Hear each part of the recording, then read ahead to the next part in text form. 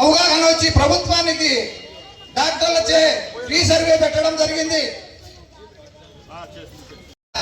న్యాయం జరుగుతుందని మేము ప్రశ్నిస్తే ప్రభుత్వం అనుకున్నది ఒకటి, ఈ అధికారులు చేసింది మరొకటి. అదేవిధంగా దివ్యాంగులు కూడా ఫ్రీ బస్సు ఇవ్వాలని చెప్పడం జరిగింది.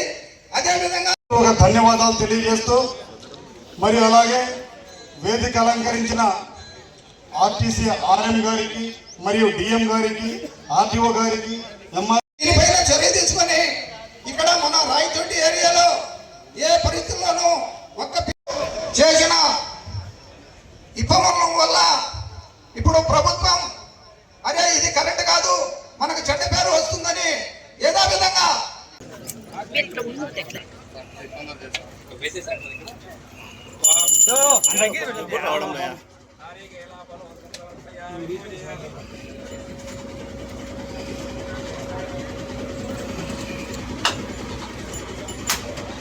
స్వామి సెల్ది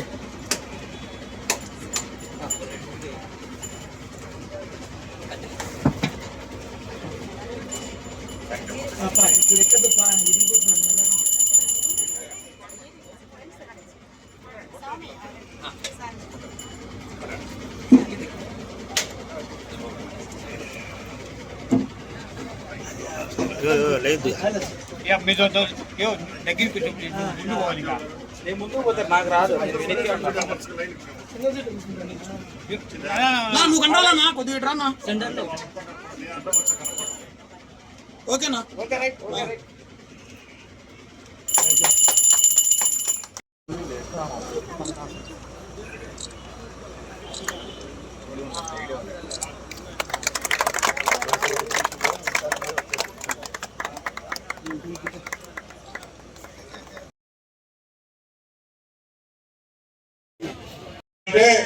మనతో పాటే హక్కు కలిగిన వాళ్ళు, మనతో పాటే పుట్టిన వాళ్ళు, మనతో పాటే ప్రయాణించే వాళ్ళు ఎవరు? దివ్యాంగులు. మన కుటుంబాల్లో ఉండొచ్చు, మన ఇంటి పక్కన ఉండొచ్చు, మన ఇంటి ముందర ఇంట్లో ఉండొచ్చు. అలాంటి కుటుంబాలను కూడా లోకంలో ఎక్కడా చిన్న చూపు చూడకూడదు అనే మంచి ఉద్దేశంతో ఈ రోజు ఈ ప్రభుత్వం ఎన్నో కార్యక్రమాలు దివ్యాంగుల కోసం చేస్తా వచ్చింది. దానిలో భాగంగానే ఆర్టీసీ బస్ ఎక్కితే ఒక సీటు వాళ్ళ కోసం రిజర్వ్ ఉంటుంది. అలాగే ఉద్యోగాల్లో కానీ స్కూల్లో సీట్లలో కానీ ప్రతి ఒక్క విషయంలో వాళ్ళ కోటాలు కల్పించిన ప్రభుత్వాలు ఉన్నాయి. దాంట్లో చంద్రబాబు నాయుడు గారు ఎప్పుడూ తీసుకోలేదు. ఈ రోజుకి కూడా ఈ రాష్ట్రంలో ప్రభుత్వం ఏర్పాటైన తర్వాత స్త్రీశక్తి పథకం ఇచ్చాం, సార్లే స్త్రీశక్తి ఇచ్చాం.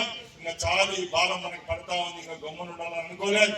10వ తరగతికి ఫ్రీగా ఇచ్చాం, ఇంటర్మీడియట్ కి ఫ్రీగా ఇచ్చాం. ఈ రోజు మన రాయచోట్లో ఉగాది రంజాన్ తోఫా లాగా ఒక బహుమతి లాగా రాష్ట్ర వ్యాప్తంగా ఈ రోజు గుంటూరులో గవర్నర్ ముఖ్యమంత్రి గారు ఇది ప్రారంభిస్తా ఉన్నారు. నాకు కూడా ఒక ఆర్టీసీ శాఖకు మంత్రిగా ఉండి స్త్రీశక్తి పథకాన్ని కూడా ఇదే బస్ స్టాండ్ లో ఆ రోజు ప్రారంభించాను సార్. నా నియోజకవర్గంలో నేను ప్రారంభించుకోవాలి, దయచేసి నేను గుంటూరుకు రానని చెప్పి నేను పర్మిషన్ తీసి మన వాళ్ళందరూ మన సోదరి సోదరులను పంచుకోవాలని చెప్పి ఈ రోజు ఈ కార్యక్రమాన్ని ఇక్కడే ప్రారంభించడం జరుగుతూ ఉంది. ఈ పథకంలో మొదటిగా 10 మందికి సమాజంలో ఎక్కడ భేషజాలు ఉండకూడదని చెప్పి వాళ్ళకు కూడా గౌరవంగా, ఇక్కడ డబ్బు విషయం కాదు, సమాజంలో వాళ్ళ గౌరవాన్ని కల్పించే విధంగా ఈ రోజు ఈ పథకాన్ని తీసుకొని వస్తున్నాం. ఇప్పుడే మన అధికారులు చెప్పారు, రాష్ట్ర వ్యాప్తంగా సుమారుగా ఇప్పటికే 12 లక్షల మంది దివ్యాంగులు ఉన్నారు. అలాంటి వాళ్ళందరికీ చేయూతనివ్వాలి.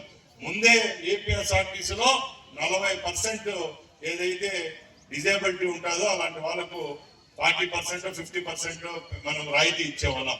ఈ రోజు ఆ రాయితీలు కూడా తీసేసాం, అందరికీ ఫ్రీగా ఇవ్వాలని చెప్పి ఒక మంచి ఉద్దేశంతో ఈ రోజు ఈ పథకాన్ని తీసుకొని వచ్చాం. ఈ పథకం ద్వారా కూడా అదనంగా రాష్ట్ర ప్రభుత్వానికి సుమారుగా 200 కోట్లు ఖర్చు అవుతుంది ఒక సంవత్సరానికంటే కూడా ఎక్కడా భయపడకుండా ఈ పథకాన్ని రాష్ట్ర వ్యాప్తంగా ఈ రోజు అన్ని నియోజకవర్గాల్లో, అన్ని జిల్లా కేంద్రాల్లో ఈ పథకాన్ని ప్రజలకు ఇస్తా ఉన్నాం. అందరూ ఉపయోగించుకోండి. ఈ పథకం ద్వారా ఇంకా మెరుగైన జీవితాన్ని ముందుకు తీసుకొని పోయేదానికి అవకాశం ఉంటుంది. ఒకటి ఈ రోజు ఒకటే కాదు 360 రోజుల్లో ఎన్ని ప్రయాణాలు చేస్తాం, ఆ ప్రయాణాల్లో మనకు అయ్యే ఖర్చు ఎంత, ఆ ఖర్చు మిగలడం ద్వారా మన కుటుంబాలకి ఈ డబ్బుని ఎలా ఉపయోగించుకునేది అనేది ఆలోచిస్తే ఈ ప్రభుత్వం మన మీద ఎంత ఖర్చు పెట్టిందనేది తెలుస్తుంది ఎవరికైనా కూడా. మనం అనుకుంటాం ఒక మొదటి వారంలో ఉచిత బియ్యం వచ్చినాయి, ఈ రోజు మార్కెట్ లో 24-30 రూపాయలు పెడితే కూడా బియ్యం దొరకడం లే. అలాంటిది మనకు బియ్యం బిల్స్ ఇస్తా ఉన్నారు, పెన్షన్ ఇస్తా ఉన్నారు, ఇలాంటి స్కీములన్నీ ఇస్తా ఉన్నారు. మనం గుండె పైన చేసుకొని ఒక పేపర్లు పెన్ను తీసుకొని రాస్తే ప్రభుత్వం ద్వారా ఎంత లబ్ధి పొందుతున్నాం, కేంద్ర ప్రభుత్వం ఎంత ఇస్తా ఉంది, రాష్ట్ర ప్రభుత్వం ఎంత ఇస్తా ఉందని తెలుసుకుంటే ఈ ప్రభుత్వాలు మన కోసం ఎంత చిత్తశుద్ధిగా పనిచేస్తాయి, ఎంత చిత్తశుద్ధిగా మనం పని చేసిన ప్రభుత్వానికి రేపు ఎన్నికల్లో కానీ రేపు వాళ్ళు మన ఇంటికి వచ్చినప్పుడు కానీ మనం ఆశీర్వదించాల్సిన పని అవసరం ఉంటుందని సభాముఖంగా మీ అందరూ తెలియజేసుకుంటున్నా.